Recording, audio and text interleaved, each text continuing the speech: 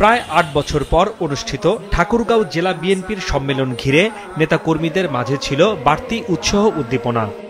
ঠাকুরগাঁও বালক উচ্চ বিদ্যালয় মাঠে সকাল 11টার দিকে জাতীয় সঙ্গীতের মধ্য দিয়ে সম্মেলনের উদ্বোধনের পর সাংগঠনিক প্রতিবেদন ও শোক প্রস্তাব গ্রহণ করা হয়। সম্মেলনে দলের মহাসচিব মির্জা ফখরুল ইসলাম আলমগীর বলেন, যেসব রাজনৈতিক দল ভাবছে নির্বাচন বিলম্বিত হলে তাদের লাভ হবে, তারা ভুল করছেন।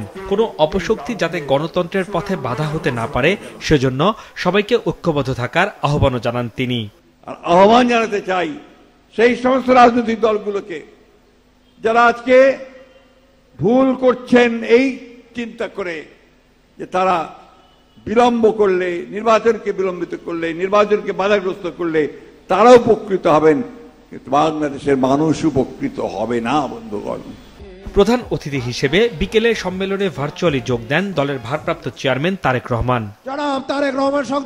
তিনি বলেন, রাজনৈতিক দলগুলো নিজেদের মধ্যে আলোচনা করে সিদ্ধান্ত না নিয়ে বাইরে বিচ্ছিন্নভাবে কথা বললে দেশে অরাজক পরিস্থিতির সৃষ্টি হতে পারে। জনগণের কাছে না গিয়ে যদি রাজনৈতিক দলগুলো একটি জায়গায় বসে আলোচনার পরিবর্তে, একটি সিদ্ধান্তের পরিবর্তে, জনগণের কাছে যাওয়ার পরিবর্তে যদি শুধু নিজেরাই আমরা কথা বলতে থাকি, তাহলে ওই যে একটু আগে বললাম, একটি অরাজক পরিস্থিতি তৈরি হবে।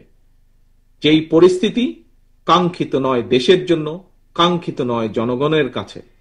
যে পরিস্থিতি পলাতক স্বৈরাচারকে আবার ফিরে আসার পরিস্থিতি হয়তো তৈরি করতে পারে। দেশ পরিচালনায় শিক্ষা, স্বাস্থ্য, অর্থনীতি সহ সব সেক্টর নিয়ে বিএনপির পরিকল্পনা রয়েছে উল্লেখ করে সংস্কারে যেসব বিষয়ে ঐক্যমত্যে আসা যায়নি সেগুলো জনগণের উপর ছেড়ে দেওয়ার আহ্বান জানান তারেক রহমান।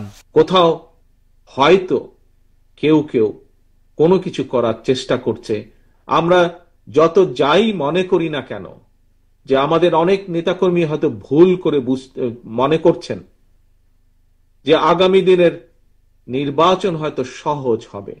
আমি আজকে থেকে 1 বছর আগে বলেছিলাম, আমরা যত সহজ ভাবছি তত সহজ নয় ব্যাপারটি।